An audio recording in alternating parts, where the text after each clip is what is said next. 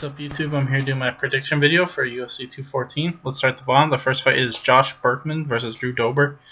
To me, this fight's pretty close. I think Josh Burkman's a little bit past his prime. He's probably going to retire really soon. I think Drew Dober, he looks really good in some fights, and then in other fights, he's just, kind of not there, in my opinion. I'm going to go with Josh Burkman. I just think he's going to train super hard for this fight. Because, like I said, I have a strong feeling he's going to retire after this fight, whether it wins or loses. Because he's lost so many in a row, it's weird that he's getting another fight. I'm guessing the only reason he's getting one more fight is because he's going to retire after this fight, whether he wins or loses. So I'm going to go with Josh. I say he wins by either submission or decision, just with his better wrestling. Next is Eric Shelton versus Jared Brooks. Jared Brooks looks like a decent up-and-comer. He looks like a wrestler with some decent jiu-jitsu.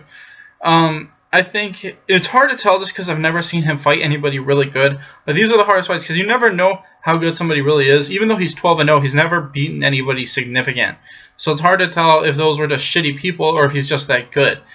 As for Eric Shelton, I've seen him. He looked amazing against Tim Elliott on The Ultimate Fighter, and even against Alexandre Pantoja, who's ranked like number 12 or 13 right now. He had a really great fight against him too in the UFC, where he just lost a really close split decision. So I've seen Eric Shelton, even though those are two losses, he won a bunch of other fights in Ultimate Fighter. Two of his losses in the last couple fights he's had were against top 15 guys, and he looked really, really good in both those fights. So I'm going to go with Eric Shelton. I just think that just based on the performances I've seen from him against good people, I think that he's got the boxing and the jiu-jitsu to mix it up, and I think he'll either get a decision or a late submission. Next is Kailin Curran versus Alexandria Albu. And this is another one where Alexandria Albu is a really good grappler, and Kailin Curran's biggest weakness has been if you can get her to the ground, you can probably submit her. So I don't really know which way to go with this one just because I don't know much about Alexandria, and Kailin Curran's just way too inconsistent with her grappling. But I'm going to go with Alexandria just because I think that she looks like a decent up-and-comer. Like I said, these are the hardest fights in my opinion. When you see people you've never really seen how good they really are because they've just been fighting lower level competition and they come to the UFC. But I'm still going to pick Alexandria. I say she wins by submission. Next is Andre Fili versus Calvin Kattar. I think Calvin looks like him and Andre Fili look like they have the exact same style. But once again, I think Andre Fili's fought better people and looked better against the better people. I think that, like I said, they're pretty close. I think they fight very similarly, but Andre Fili's just fought better people. And I think overall he's just a little bit better at everything. I think he's either going to get a decision or a really late submission in the third. Next is Brian Ortega versus Rento Marciano.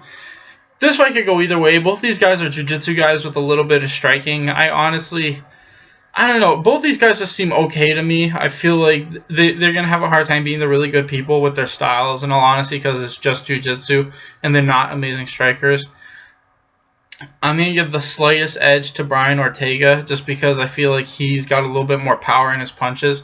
But like I said, this fight just, in my personal opinion, doesn't interest me that much. I just see this fight being really slow and boring, because I don't think either of these guys are going to try to take the other one down. I think they're just going to fight really slow and really technically the whole fight, and I think Brian Ortega is going to get a slight split decision win. Next is Aljamain Sterling versus Renan Barão. And this is another one. I think that if Aljamain Sterling can stay away from him the whole fight and just strike from really far out, he can win. But I don't think he has the power to kind of make Renan Barão back off of him.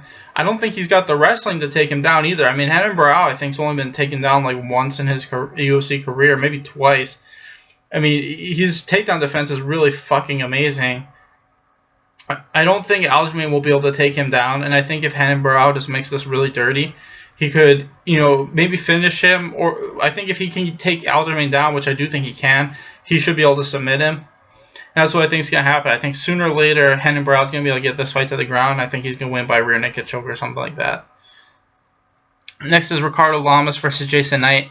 And I know Jason Knight's won his last couple fights and he's looked really good, but I don't think he's anywhere near Ricardo Lamas' level. I think Ricardo Lamas has got too good submission defense. Jason Knight's probably a little bit better of a striker, but I don't think he has a lot of power. I think Ricardo Lamas can probably... He might not be as good. I don't know. Striking-wise, they're probably about... Knight's probably a little bit better, but Lamas has got a little bit more power. But I think the wrestling is just going to be too big of a problem for Knight. I think Lamas is going to be able to hit takedowns whenever he wants and just beat this guy up on the ground. And I think Lamas is going to win a decision or he's going to get a late TKO just from the ground and pound piling up. Next is Jimmy Manuwa versus Volkan Ozdemir, and Volkan's really weird because he came into the UFC 12-1, and he had never really beaten anybody that great, and one of his losses was to a guy who was just okay. You know, I didn't think his grappling was going to be very much to talk about, and I still don't think it might be. I think his grappling might still be the weakest area. We just haven't seen anybody really try to take him down and hold him down. OSP did a tiny bit, but I don't feel like OSP was really trying for it that hard, and OSP's not the most greatest wrestler. Neither is Jimmy Manuwa. I'm just saying, I mean, I want to see Volkan fight like a really good wrestler. You know, when he fought Misha Khrushchev, I thought that Khrushchev was going to take him down and beat him up, but he just knocked him out really quick. So we didn't get to really see his ground game at all, and that's the biggest part of Volkan's game that concerns me, is how good is his ground game, because I've seen him get submitted by a guy who was just okay in Bellator. So it makes me wonder. But either way, in this fight, you know, Volkan's probably got a little bit of length on Jimmy, but I think Jimmy's definitely got the power advantage. They're both really good technical strikers, but in my honest opinion, I think Jimmy Manuwa is going to be able to have the power and the wrestling advantage. Not necessarily take him down, but push him against the fence. And I think that Jimmy will, like, when they're striking, they'll probably be about even, but Jimmy will push him up against the fence and just lean on him there. And that'll be the thing that kind of edges out the rounds for him. So I think Jimmy Manuwa is going to win a 30-27 decision. Next is Robbie Lawler versus Donald Cerrone, and to me, I think this fight's going to be a lot like the Masvidal fight. That's what I thought would have happened if Cerrone fought Lawler. I think that Robbie Lawler is a little bit faster. I think he hits harder too. And Cerrone's shown he's got a hard time beating guys with really good boxing, especially like counter-punching kind of style, and throw really long, straight punches. I think that Masvidal and like Nate Diaz have had really good you know, has shown against Cerrone that's really good for them. I also think Cerrone doesn't take kicks to the body that well, and one of Robbie Lawler's best weapons is his kick to the body. So I just feel like this is one of those things where it matches up really well for Robbie Lawler. Not saying Cerrone can't win. I think that Cerrone throws some leg kicks, mixes up the combinations.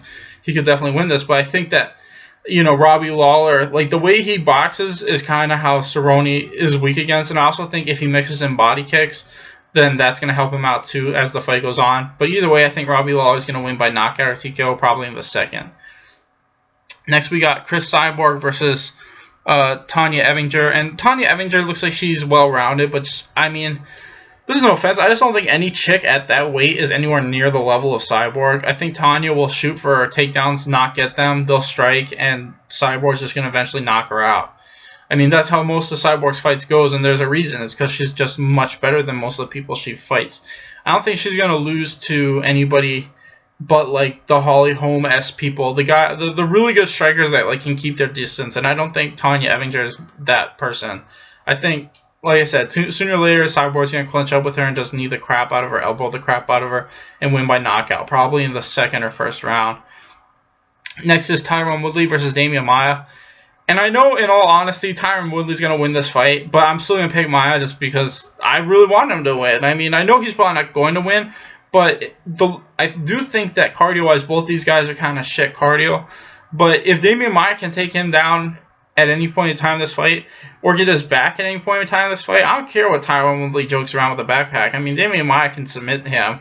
I think that Demian Maia is the better grappler overall. I just think Tyron Woodley's the more bigger, physically stronger guy, but you know, if Demian Maia can get through that first round or so, or if he could take his back pretty early, I think he can win this fight. I think that, you know, Demian Maia is really good at hitting takedowns. I don't think he's going to have an easy time doing it against Tyron Woodley, not at all. But I think if he can, like, you know, shift positions and try to, like, shoot for a single leg and then try to take the back from there, you know, you never know what's going to happen. So I'm going to pick Demian Maia. I think he's going to win by submission. And I know that's wishful thinking, but that's what I'm going with. Finally, we got Daniel Cormier versus Jon Jones. And this fight's really tough because Jon Jones looked like shit in his last fight. He's only fought like one time in the last 3 years. And in my opinion, you know, I think he's probably not there anymore, just based on his last fight. I think Daniel Cormier's been out with some injuries, but he's still fought the last, like, he's fought like 3 times in the last, like, year and a half or so. And he's looked really good the 2 times against Rumble and the 1 time against Silva. So I'm just basing this off of what I've seen the last year or so, and I think that Cormier is going to be able to win a decision. Anyway, thanks for watching, guys. Please like and subscribe.